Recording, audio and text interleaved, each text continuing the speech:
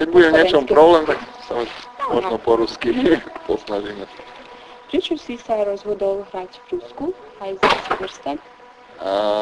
Ja som hral predtým vo Švédsku Mhm. a Severstav mal veľký o mňa záujem a vtedy akurát vznikla tá nová KHL, tak som to chcel skúsiť, ako to lákadlo, že tá KHL je nová súťaž a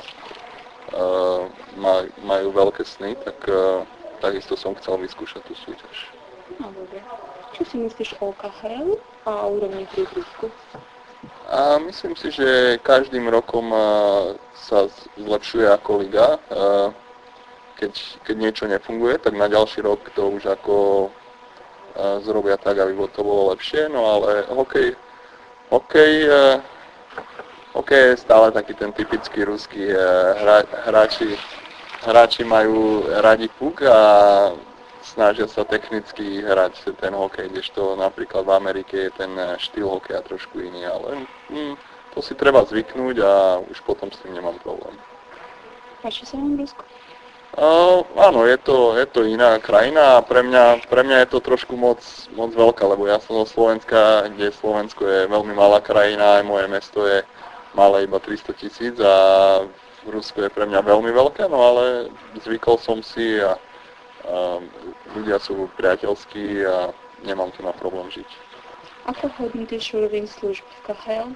Napríklad starostlivosť o hráčoch a organizácia zápasov? Myslím si, že všetko funguje ako má.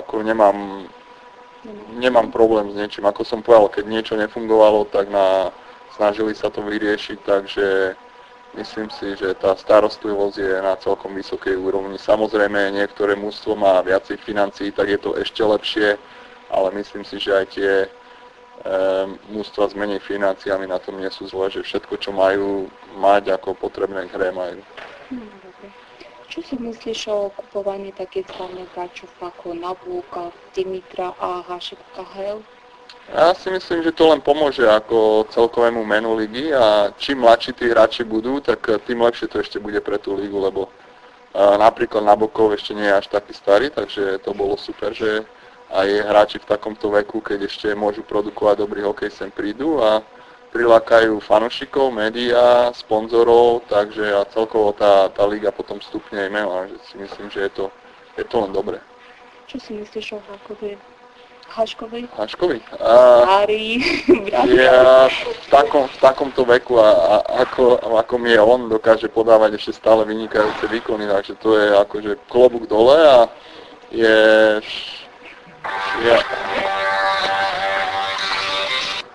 slovenská muzika. Slovenská hokejová hymna.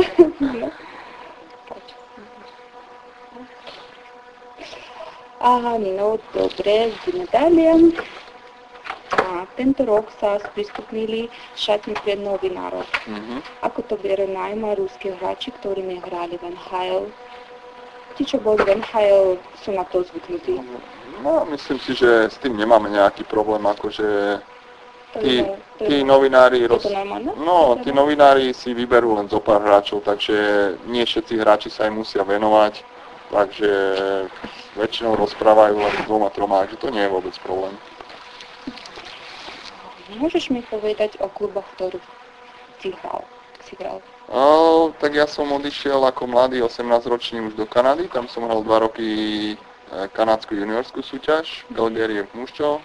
Potom som podpísal profesionálnu zmluvu s Washingtonom a tam som hrával na farmách v Richmonde v Portlande a posledný rok sa mi podarilo odohrať za pár zápasov aj za Washington.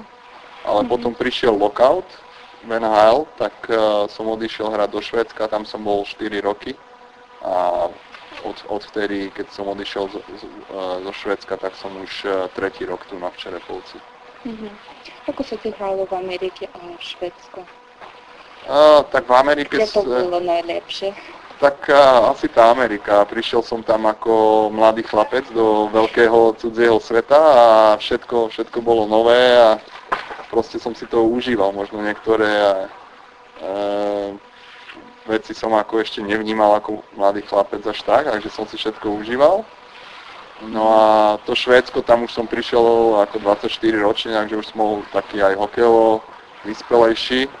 Mne sa ako stále páčila severská krajina, to prostredie hlavne. A hokej vo Švédsku milujú, takže ja som všade rád, kde ľudia milujú hokej, takže aj keď som prišiel sem do Ruska, ja som vedel, že Rusi majú radi hokej, takže viem, že je to také hokejové prostredie, takže ja všade, kde idem kvôli hokeju, takže hlavne to hokejové zázemie ma zaujíma.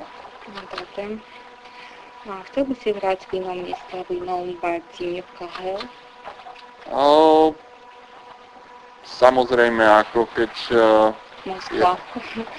Neviem, či priamo v Moskve, lebo ako som povedal, nemám rád veľké mesta. Aj preto ja som spokojný v Čerepovci, ako mne to rozlohou a veľkosťou mi to vyhovuje. A je to proste šport, keď sa stane, že pôjdem hrať do iného mužstva, ja som len rád ako za tú zmenu a chcem vidieť aj iné prostredie, ale ak zostanem tu na Čerepovci, mne to celkom vyhovuje a to prostredie, ako už som si na to zvykol a mne sa to celkom páči. Chcel by si hrať v NHL? Ešte hrať v NHL? Tak samozrejme, ako vyskúšal som tú súťaž ako mladší a teraz som už starší, mám viacej skúseností, takže keby prišla tá šanca, tak určite, no ale viem, že teraz tá NHL sa snaží omladiť, aby tam boli mladší hráči, aby zarábali menej peňazí, aby finančne to bolo pre nich výhodnejšie, takže viem, že čím som starší, je to ťažšie sa tam dostať, no ale nikdy som ešte nepovedal, že nie a keby prišla šanca, určite by som to asi skúsil. NHL je najlepšie. A myslím si, že kvôli hlavne tradícii, že už je niekoľko rokov existuje a tie tradície sú tam obrovské a to celkovo ako to tam funguje ten marketing a všetko okolo toho, tak hlavne kvôli tomu sú najlepšie. Ako nevravím, že KHL možno potrebujú niekoľko desiatky rokov, aby sa vo všetkom zlepšili a možno budú raz veľká konkurencia. Chcel by si hrať doma na Slovensku? Ešte som nikdy nehral, ako som povedal, ja som odišiel ako 18-ročný a na Slovensku som vôbec nehral, takže neviem, ako určite ma to láka, lebo keď som vyrastal, som sledoval Košice, moje mesto, kde som vyrastal, to mužstvo a stále som si myslel, že raz tam chcem hrať a zrazu som odišiel a neviem, ako aj ma to láka, ale aj nie, lebo viem, že je to o to ťažšie hrať pred domácimi ľuďmi, lebo sú väčšie očakávania od hráča, ktorý pochádza z toho mesta. No dobre. Aké máš vzťahy s hráčmi v Čerepovci?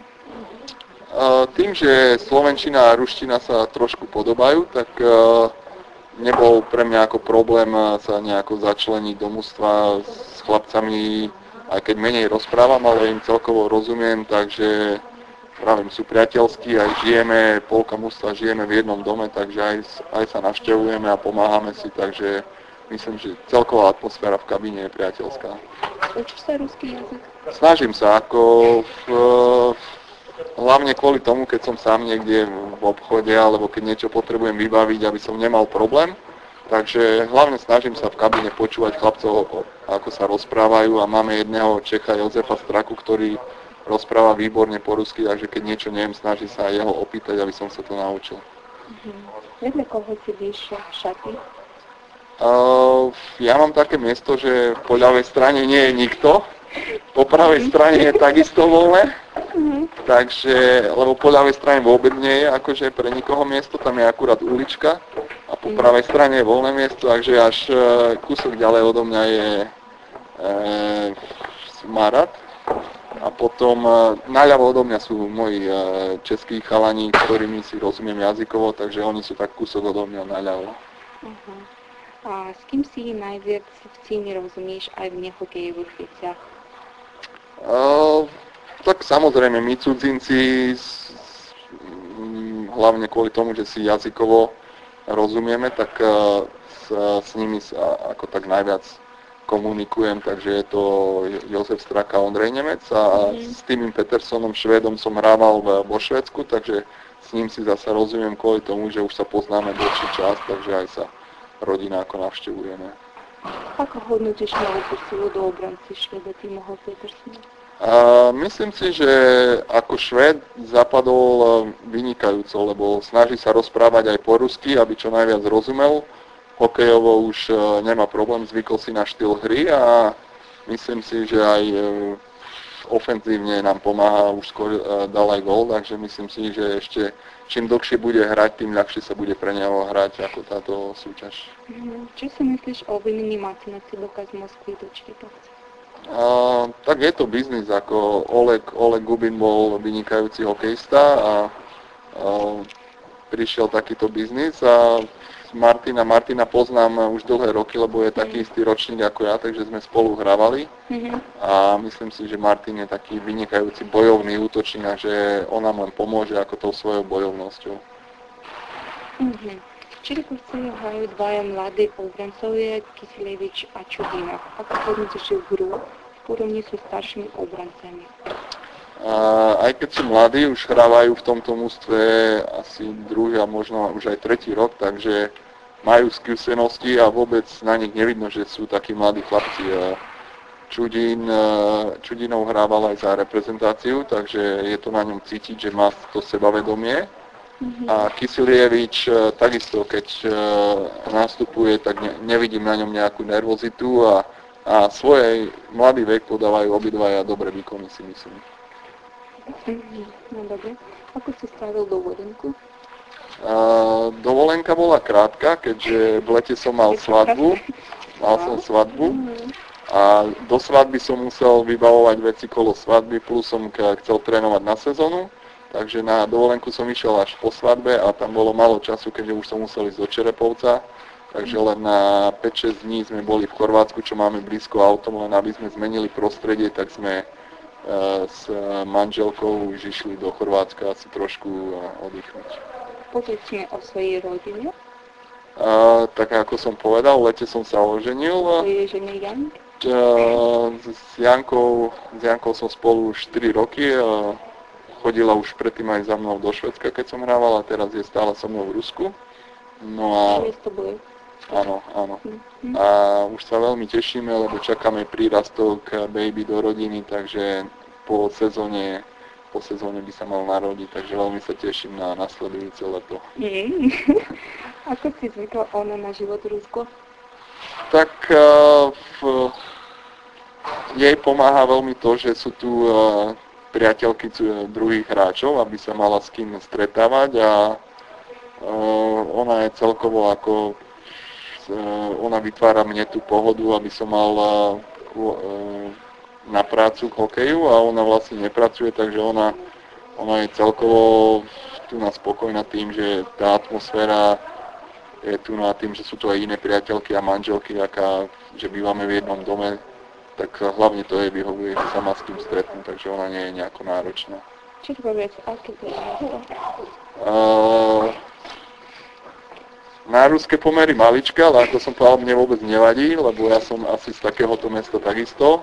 A cítim, že každý rok, ako sa rozvíja, budujú tu na nové apartmány, nové obchody a tie možnosti sú, myslím si, že z roka na rok lepšie, pribudli nové reštaurácie, takže jedno, čo mi možno trošku chýba, je trošku viacej angličtiny v meste, napríklad nejaké kino po anglicky alebo tak, aby hlavne pre tých turistov tu je málo tej angličtiny, že turisti musia sa zaobísť nejako s tou ruštinou.